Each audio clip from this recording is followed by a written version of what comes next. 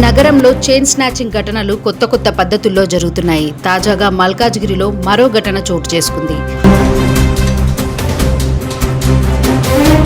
New నల్లకుంటకు చెందిన శ్రీమతి మల్లవొజ్జుల పద్మజ ఇచ్చిన ఫిర్యాదు ప్రకారం ఆమె తల్లి మహంకాళి లక్ష్మీకాంతం మల్కాజ్గిరి పోలీస్ స్టేషన్ పరిధిలోని హనుమాన్పేటలో నివాసం ఉంటున్నారు.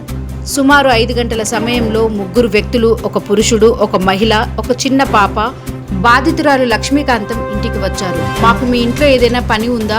ఉంటే మీ ఇంట్లోనే ఉండి పని చేసుకుంటామని అడిగారు. ఆమె పని లేదని చెప్పినప్పటికీ వారిలో ఉన్న మహిళ పాపకు దాహం అవుతుంది, నీళ్లు ఇవ్వండి అని కోరింది.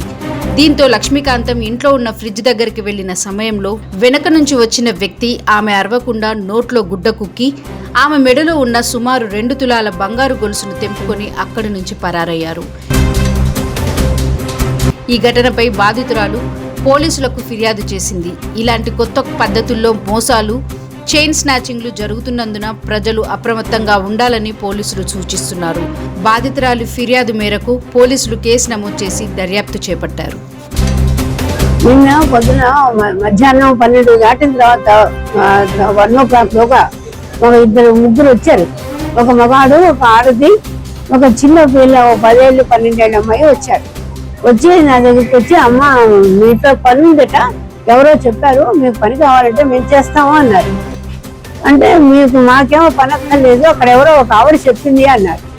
నాకేమో పని అక్కర్లేదు, మాకు పని ఉంది, మీరు ఎంత ఇస్తారో అదే, నీకెందుకు ఎంత ఇస్తాను, నీకెందుకు, మాకు 18,000 కావాలి, 18,000 ఇస్తే మేము ఉంటామన్నారు. నాకు పని వాళ్ళు ఉన్నారు, మా అబ్బాయి వస్తాడు రాత్రి వాడ, నాకేం పర్వాలేదు, నాకు ఎవ్వరూ అక్కర్లేదు, వెళ్ళిపోండి అన్నారు. 2 సార్లు చెప్పారు. కాదు, ఎంత ఇస్తే అంత ఇవ్వండి, మేము మీ దగ్గర ఉంటామని మళ్ళీ అలాగని.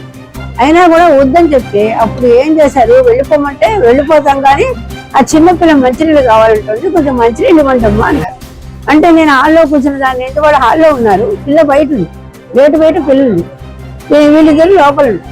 నేను అన్నా అసలు మంచినీళ్ళు ఇస్తాను ఉండండి అని అనేసరికి వాళ్ళు ఏం చేశారు, నేను ఫ్రిడ్జ్ దగ్గర వంటింట్లో ఫ్రిడ్జ్ అక్కడికి వెళ్ళాను. అక్కడికి వెళ్ళి మంచినీళ్ళు సీసా తీద్దాం అనుకుంటున్నాను.